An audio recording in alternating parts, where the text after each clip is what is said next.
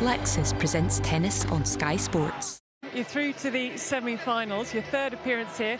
You're going to be world number 5 on Monday.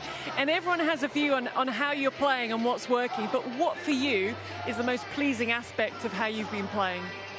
I just, I feel stronger every time I play. You know, the last couple of years coming onto the tour, I felt against these guys like I'd always be the one on the back foot and I'd always be the one defending.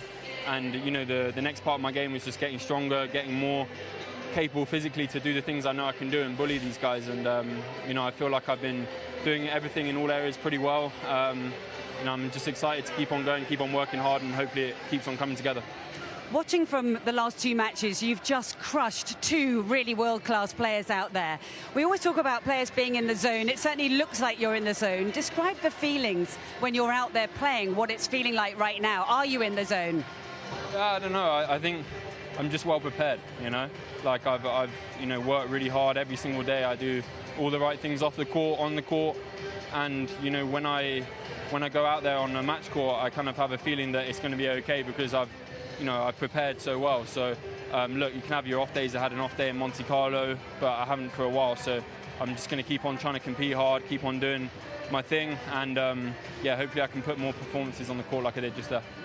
Jack, you just spoke about bullying opponents. I mean, it certainly looks pretty large and in charge from where we're standing. We've spoken a lot about your forehand. You know, it's so impressive. There's the noise coming off the racket. Has there been something you've changed in the forehand, or is it just more of a commitment to going big on it? Yeah, I mean, me and Trots, for the forehand, the backhand's always been a shot I can hit with my eyes closed, because of my right hand. Because I'm right-handed, that's always come quite naturally to me. But the forehand's taken a lot of work, especially the first 2 years we started working together. We were doing a lot of things technically on it to try and get the ball out in front. I was always hitting the ball late and short and stuff like that. And I guess as things have progressed and as I've got more confident, I've just believed in the shot a lot more. And obviously the consistency of doing the right things on it day in, day out and committing to every ball. I think as the levels go up as well, you've got to have no fear. You see Alcaraz, Sinner, they go after every ball and without fear. So, I'm just trying to go after it, I suppose. How much is it lefty? Sorry, Anna, but are you looking for that cross-court, then down the line combination? We saw it a few times today. Is that something you're always sort of on the lookout for on the court? Yeah, I mean, if anything, I think I hit too many balls to the forehand. The righties, sometimes I don't get my feet right and I don't pull the ball into the backhand. I think someone like Rafa would go a lot more into the backhand, so maybe that's one area I'm going to keep on trying to improve. But all in all, like, my forehand's doing a lot of damage out here, and I just got to keep that up. It seems like a great atmosphere here in Madrid. Can you feel the oohs and ahs when you connect with one of those massive forehand winners? They're really reacting to it. Yeah, I mean, the energy here is incredible. It's weird. It's kind of like when you're outside the court, it's a bit quiet and stuff, and then when you get out here, you can really feel the energy of the crowd. And they have a great culture for tennis here in Spain. They love it. So that's really nice to be a part of, and the players thrive off that for sure. We spoke about this with Casper Ruud earlier, how the draw has opened up. How aware are you of who's left and who's not, and how far do you ever think ahead? I mean, I don't really think ahead. Obviously, I know who I'm supposed to be playing potentially, but at this level, like, I know I can lose any match and win any match. Well, that's my mindset anyway. So I go out there every time and I try and play the best I can. Obviously, I'm fearful, I'm doubtful, I'm thinking that I'm probably there's a chance I could lose. But that helps me to compete the way I do, that fear. So I look forward to whoever I play next. That's for sure. Jack, we appreciate your time. Congratulations and good luck in the semi-finals.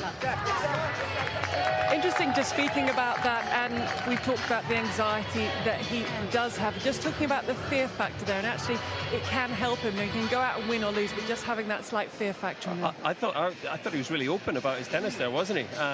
Refreshingly so. In a sport where players can be so sort of closed and secretive, and I think that speaks to how comfortable and confident he's feeling right now. So, long may it last, because you know, it's great to see him playing so well, and it's great to get these insights into the work that he's done and how he sees his own game. And, you know, we're all just sort of here with him and want to go on that journey. So it's just brilliant to be a part of it here today. But it's what it comes back to. We want what happened, what clicked, what was the moment, and he keeps coming back to it is hard work. It is the hours that I have been putting in, and I continue to put in.